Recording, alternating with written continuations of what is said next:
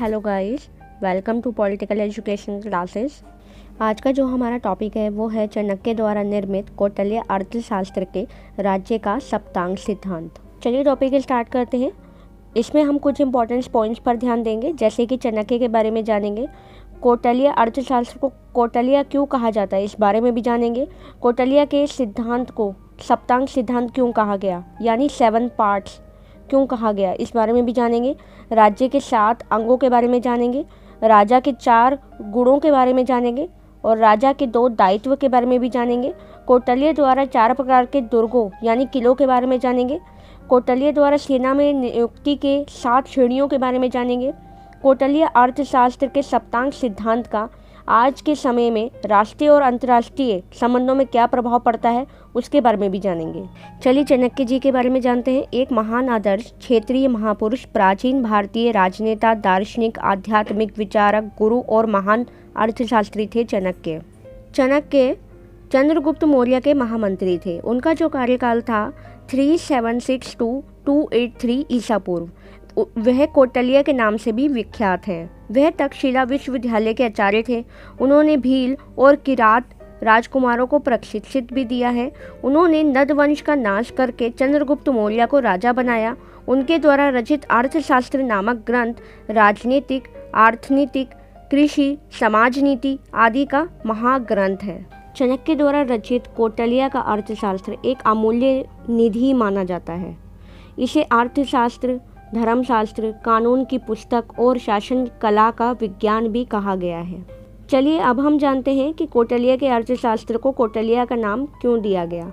कौटिल्य ने कहा यह शास्त्र लिखते हुए कहा, कौटिल्य ने यह शास्त्र ऐसा बनाया है जिसमें सुगमता से सुखपूर्वक समझा व ग्रहण किया जा सकता है। कुटिल नीति का पोषक उसके दाव पेचों को अच्छी प्रकार से जानने के कारण उसका नाम कौटिल्य पड़ा। कौटिल्य के अर्थशास्त्र में 15 अधिकरण, 180 प्रकरण, 150 अध्याय व 6000 श्लोक हैं। अब हम जानते हैं कि कौटिल्य के सिद्धांत को सप्तांग सिद्धांत क्यों कहा गया। सप्तांग राज्य की कल्पना प्राचीन भारतीय विचारकों के अनुसार एक जीवित शरीर की कल्पना है जिसके 7 अंग होते हैं। वास्तव में कौटिल्य भारतीय राजनीति के रंगमंच का प्रथम विचारक है जिसने राज्य को परिभाषित किया और राज्य के 7 अंग मानते हुए राज्य के 7 अंगों के कारण ही राज्य की प्रकृति के संबंध में कौटिल्य का सिद्धांत सप्तांग सिद्धांत कहलाता है। कौटिल्य के अनुसार राज्य एक शरीर है जिसमें स्वामी, आत्मा, जनपद, दुर्गकोश, दंड और मित्र शरीर के प्रमुख अंग हैं। ये अंग इस प्रकार मिलकर काम करते हैं जैसे शरीर में खून की धमनियाँ प्रवाहित होता है जो शरीर को सुचारू रूप से चलाता है। यदि रक्त प्रवाह रुक गया तो शरीर मृत हो जाएगा। ठीक इसी प्रकार यदि राज्य का कोई भी अंग ठीक से कार्य नहीं करेगा तो राज्य का उत्थान रुक जाएगा। चलिए अब हम राज्य के प्रमुख अंगों यानी सप्तांग सिद्धांत के बारे में जानते हैं, जिसमें पहला सिद्धांत है राजा। राजा यानी संप्रभुत्व अर्थात प्रशासन का सर्वोच्च प्रधान है और संपूर्ण राज्य की सफलता राजा की राजनीति पर निर्भर है। कौटिल्य ने राजा के 4 गुणों का भी वर्णन किया है, जिसमें पहला गुण है अभिग्रामिक गुण यानी उच्च कुल का होने के कारण लोग स्वयं उसकी ओर आकर्षित हो। वह दानी, सत्य बोलने वाला, पड़ोसी राज्यों पर नियंत्रण रखने की पूरी क्षमता रखता हो। प्रज्ञा गुण यानी वह तर्क, समालोचन, विवेचन व तत्व ज्ञान से संपन्न हो। उत्साह गुण यानी वह साहस, निपुणता, शीघ्रता के आधार पर उत्साहित बना रहे। चौथा गुण है आत्मसमर्पण गुण यानी सत्य, त्याग, स्वयं, संधि, काम, क्रोध, हंसमुख होने के कारण लोग उसकी तरफ आकर्षित हों। कौटिल्य के अनुसार राजा के 2 प्रमुख दायित्वों का भी वर्णन हुआ है, जिसमें पहला है संरक्षण संबंधी, मतलब प्रजा की शिकायतों को सुनना, उन्हें दूर करना, अपराधियों को दंड देना व राज्य शासन के आधार पर न्याय करना और खतरों से सुरक्षा करने हेतु सेना का नेतृत्व भी करना। दूसरा दायित्व है संवर्धन संबंधी, मतलब सैनिक नैतिक गुणों का सम्मान करना, राज्य की एकता को बनाए रखना, प्रजा के सुख व कल्याण को बढ़ावा देना, कृषि, उद्योग व कला को बढ़ावा देना, शिक्षा का विकास करने का प्रयत्न करना आदि। राजा सर्वशक्तिमान था और सामाजिक धार्मिक परंपराएं नियमों के अंतर्गत रहकर ही कार्य करता है। हम सप्तांग सिद्धांत के दूसरे अंग पर बात करते हैं, वो है मंत्री यानी आमत्य। राजा का दूसरा महत्वपूर्ण अंग कौटिल्य ने मंत्री को बताया। मंत्री का अर्थ वास्तव में प्रशासनिक अधिकारी से है। इसका कार्य राजा को गुप्त मंत्रण देना होता है। वास्तव में मंत्रियों की सलाह राजा के लिए एक कवच की तरह होती थी, जो राजा प्रशासन का प्रमुख आवश्यक तत्व भी होता था। ऐसे व्यक्तियों को मंत्री बनाना चाहिए जो गुणवान हो और बुद्धिमान हो, लेकिन अपने सहपाठियों, संबंधियों, चापलूसों व्यक्तियों को मंत्री पद नियुक्त कभी नहीं करना चाहिए। अब हम कौटिल्य के तीसरे अंग पर बात करते हैं, जो है जनपद। राज्य का तीसरा अंग जनपद के नाम से जाना जाता है। कौटिल्य ने इसकी द्वितीय अधिकरण में व्याख्या की है। कौटिल्य का मत है कि राजा को समय समय पर जनपद का पुनर्गठन करना चाहिए। उसके अनुसार प्रत्येक जनपद में कम से कम 100 गांव, अधिकतम 500 गांव या 500 घर होने चाहिए। इस जनपद में शुद्धों व किसानों का आवास भी होना चाहिए। कौटिल्य के अनुसार जनपद एक ऐसा प्रदेश हो जहाँ की जलवायु स्वास्थ्य अनुसार हो, भूमि खेती योग्य हो, उपजाऊ हो, घने जंगल हो, नदियाँ हो, पशुधन हो, खनिज पदार्थ हो और बहुते में हो और उसकी सीमाएं सुरक्षित हों।